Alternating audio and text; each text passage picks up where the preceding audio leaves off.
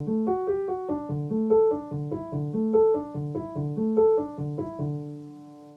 guys, and welcome to Daily Deco, the first Daily Deco of 2021. I hope you all had a fabulous Christmas period and New Year period as well, depending on how you have to celebrate it here or where in your corner of the world, should I say. Here it was very quiet, it's just me and my family, well, that I live with, should I say, no one else.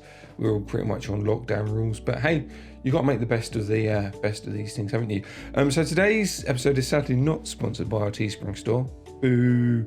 But you know, maybe down the line we'll get some sponsors for the show. So because of that, we've whacked in, or should I say, I've whacked in an extra story for you, which is going to be pretty exciting, should we say?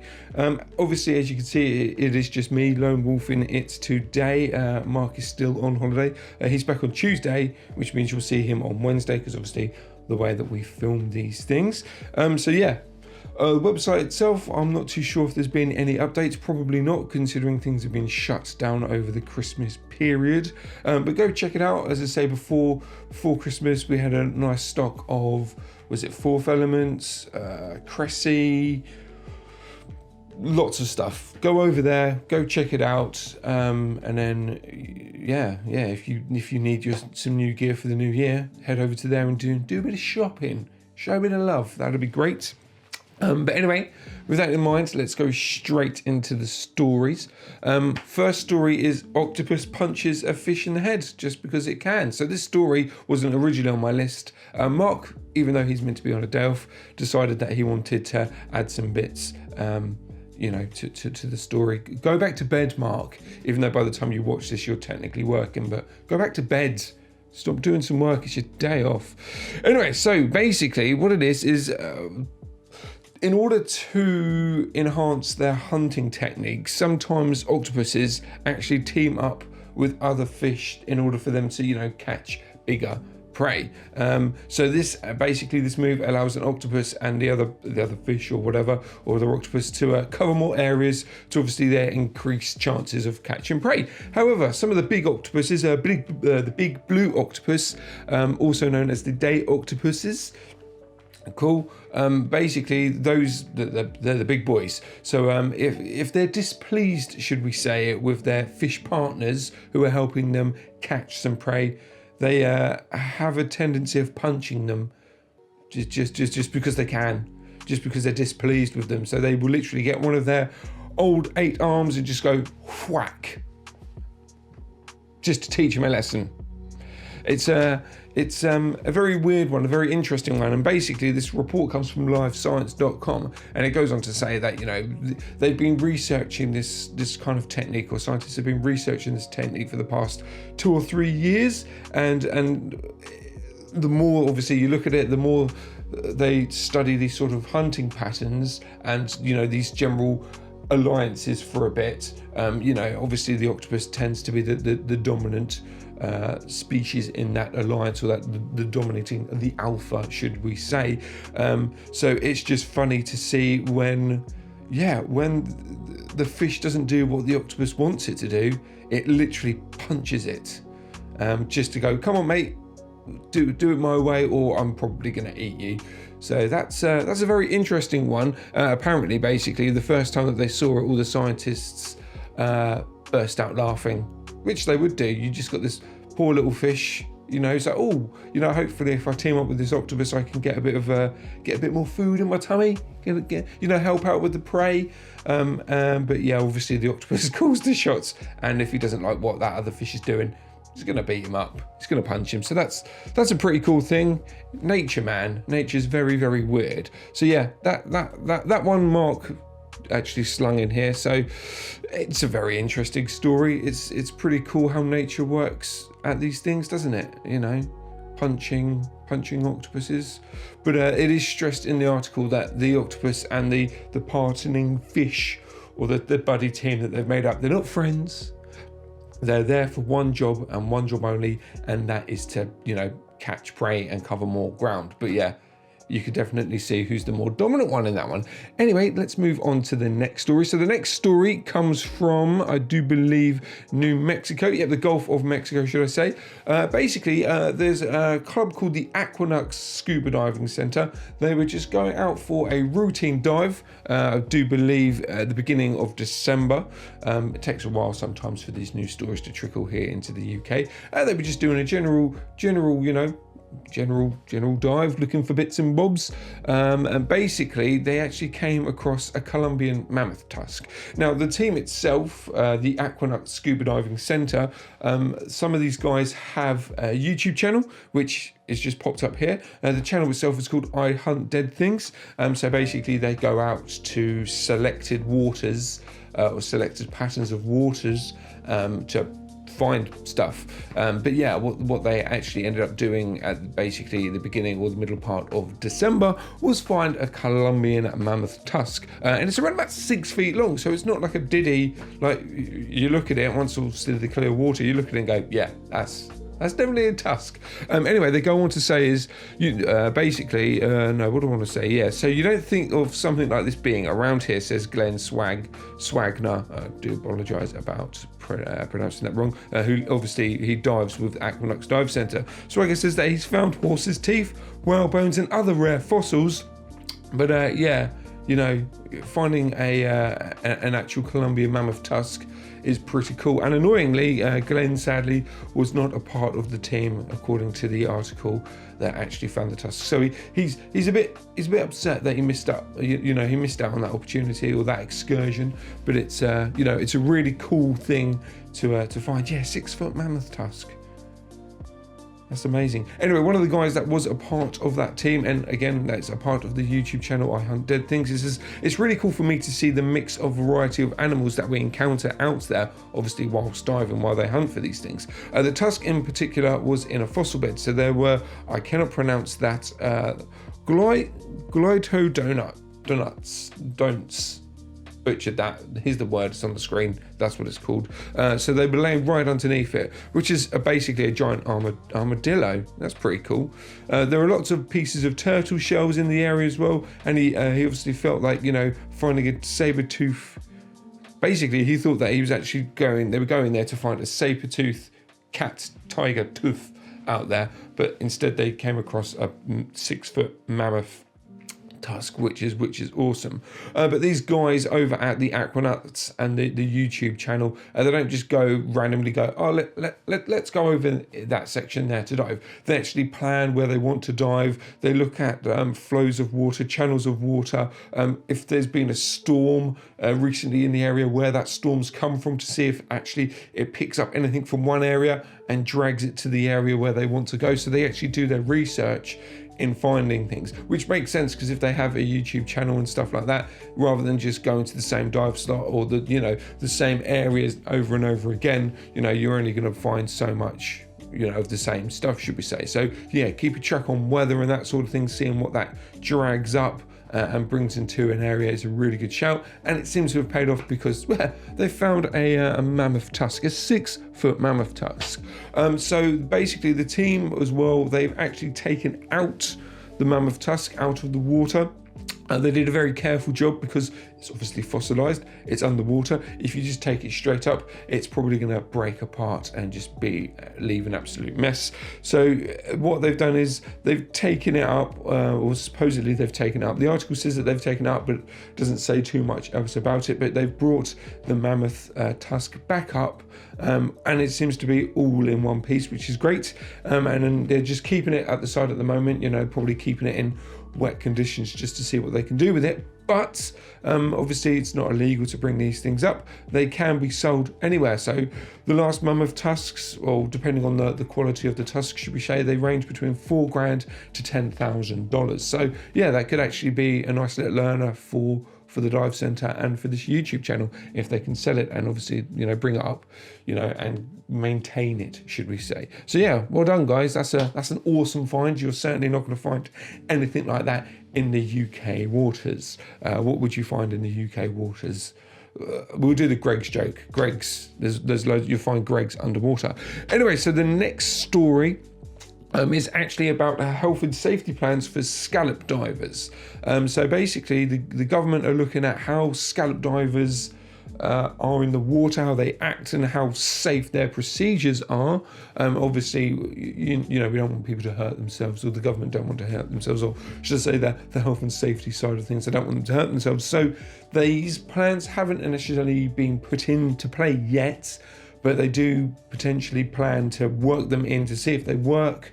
And then if they do, then they'll make that law, or health and safety law, should we say, for scallop divers. But basically, anyway, so scallop divers, the team itself is normally a team of 3 people.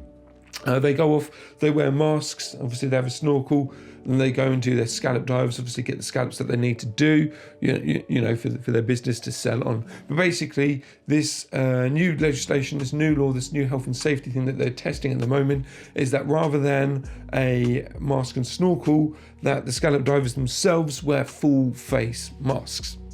Which means rather than a team of 3, you're going to have a team of 4. So that's an extra person, an extra buddy that they're going to have on the surface to maintain, obviously, the full face masks. Also, what this means is rather than having, I don't know, 2 or the whole team, 3 people going diving down in the water, obviously to get the scallops, it's only going to limit to 1, maybe 2 people at a time that are going to be able to do that. So not only is it reducing the amount of people that are in the water, they're also having to add an additional person to the team. So actually, the work itself is going to basically double, if not triple. So it's going to take longer to get the normal amount of scallops that they have, but then also as well, they have to pay for another member of team. Also as well, a lot of scallop divers are saying that full face masks, they are a bit of an obstruction to their vision. They can, depending on the model or whatever, it can actually damage their vision underwater, rather than just wearing a traditional mask, maybe a black one, so it pulls focus onto what they're looking in. You know, I guess, yeah, that does make some sort of sense. So yeah, it's interesting. They're going to try and fight this. Obviously, these changes with the full face masks, they're not happening yet, they're just a test, but if they do go well, that generally means that they're going to be put into law and legislation. But yeah, that's a very interesting one. I would have thought that they would have been all well up for additional health and safety, but yeah, literally just by changing one bit, saying, right, okay, rather than wearing a mask and a snorkel, here's a full face mask, it changes the game completely for them. In theory, it basically is going to cut into their profit, and they might not even make a profit because they're going to spend longer out there, and also even they're going to have to catch more because of the additional team member that they're going to have to employ just to basically monitor the mask and everything like that. So yeah, an interesting one. It will be very interesting to follow up on this story and see where it goes. But yeah, there's that one. Right, so the next story itself is a rather sad one. But you know, it's kind of the last 2020 is trying to clutch onto us right here. Unfortunately, on Christmas Eve, 10 sperm whales that had become stranded between Weathersea and Tunstall near Hull in East Yorkshire has sadly died. So they got stranded. I don't know how long they were there for. Let's have a look. So they were there from about 8:30 in the morning. They were said to be in poor nutritional condition. The shallow North Sea is far away from their normal habitats. You know, they're generally 2,000 deep waters, so it's rather shallow where they obviously were in the water, and that's probably why they beached. And sadly, they kind of beached themselves and slowly died there, which sucks. It's blamed on stormy conditions, stormy weather, potentially interfered with their navigation, and it led them into a shallower waters, and it led them to beach and sadly die. So yeah, 10 sperm whales stranded in the UK. Thanks 2020. I blame you. I blame you 2020, not you watching the year 2020. Not that 2021 has got off to an amazing start. Anyway, so yeah, that sucks, but that's kind of all you can really say about that story. There's not much to it. It'll be interesting to see if they you know, clean up the bodies, because again, this is Yorkshire. Scotland was the one where they left whales there, and that got the skull got stolen, but I'm sure they've probably done a cleanup crew on there already. It doesn't say in this article, but yeah, always sad when whales die, especially 10 of them, which kind of sucks, but that's just Mother Nature at the end of the day. It's not a nice story, but hey, that's why I stuck it in the middle. Okay, so let's move on from that rather depressing story about the sperm whale. So my final story is about archaeologists finding a breakthrough, or finding an awesome, as the article says, new shipwreck that was actually identified from space. How amazing is that? So yeah, they didn't use anything, there was no maps or sonar used. It was actually used from space. So anyway, treasure hunter Daryl Miklos attempted to decode the following treasure map, which was created by his boyhood idol, former NASA astronaut Gordon Cooper. So Cooper himself, the astronaut, made a remarkable discovery when circling the Earth on a 122-hour flight to detect nuclear sites. So he took pictures of more than 100 anomalies around the South Caribbean, and later believed that the dark patches appeared in photos to be sunken ships. So astronaut went up into space, went to try and find nuclear sites around the world, and then basically in his pictures he determines that some of these darker looking objects in the water are actually shipwrecks, which is pretty cool. Anyway, so Gordon created a map of what he thought was underwater treasures, and then he kind of put it away. So he made a map based on the photography that he took whilst in space, and then kind of just put it aside, I guess. Maybe he was trying to find the treasure himself. Anyway, before he passed away, sadly, he shared his research and the map, obviously, with the treasure hunter. So he teamed up. So the treasure hunter Miklos, he teamed up with several seasoned explorers to research the actual map that Cooper had created from space, to see whether these dark patches were indeed shipwrecks. And funnily enough, as we all know from the story, yes, they were. So using this map system and literally using the pictures that they took and the map that Cooper drew, they were able to find shipwrecks. And the rough location that was on the map, like coordinates and stuff, pretty much were bang on to where the shipwrecks were. How cool is that? So yeah, there was no sonar involved. Literally, it was on a flight from an astronaut circling the Earth, or circling this certain area, looking for nuclear facilities or whatever, and he actually managed to map shipwrecks from space. That is awesome. That is really, really, really, really cool. But yeah, so basically they went off to this team, the treasure hunting team. They went off to find one that looks more feasible out of the map, and then he literally the chart, the location on the map, like I said earlier, was bang on to where it was in the water. They didn't have to redefine anything, they didn't have to tweak anything. They were like, boom, right, let's go there, let's go and see what that dark patch is, using this map, using these pictures, just to see if it was there. And it was in all its glory, and they're saying that the wreck itself is a beautiful, beautiful wreck, and basically there's going to be, using this map, they're probably going to be exploring more and more shipwrecks. So according to the team, there's over 60 shipwrecks that are marked on the map. Obviously they've only gone to one now, but because that tested so well, that they are now going to obviously check out the next 60. And I do believe, off the top of my head, if I was reading the article right, this is actually going to be a TV show. The article itself is a bit of a weird one. It's broken up into several places. Yeah. No, it doesn't say. I don't know where that is. But basically, if it's not going to become a TV show, it certainly should be, because that's amazing. And just to put it into perspective, these pictures and this map was tracked in 1965. So this map was created around about the 1960s. Well, the pictures were taken in 1965, and then the map afterwards. And Cooper got the locations pretty much, or at least to the first one, bang on. Now that is super impressive. So well done, guys. Well done, team. That is awesome. And that's pretty much it. Yeah, so we spoke about what? Shipwrecks being found from space, whales being stranded. That's a bit sad. New health and safety regulations. Again, if you're a diver that's affected by these new health and safety regulations, let us know in the comments below about how that's going to affect your trade. It will be an interesting one to hear from you guys about that. But yeah, so that's it. So unfortunately, yes, I've lone wolfed the first Daily Deco, so apologies if you wanted to see Mark's beautiful face, but he will be back in tomorrow's episode, which is going to be Wednesday, so good old hump day. Yeah, hope everyone is okay. I hope everyone is getting over the winter blue, not the winter blues, the general blues. January's not very generally a good year, or a good month anyway of the year. So to have that sort of month in these sort of pressing times. Anyway, I just hope you're all right, in these tough times. Anyway, guys, I'm going to leave it there.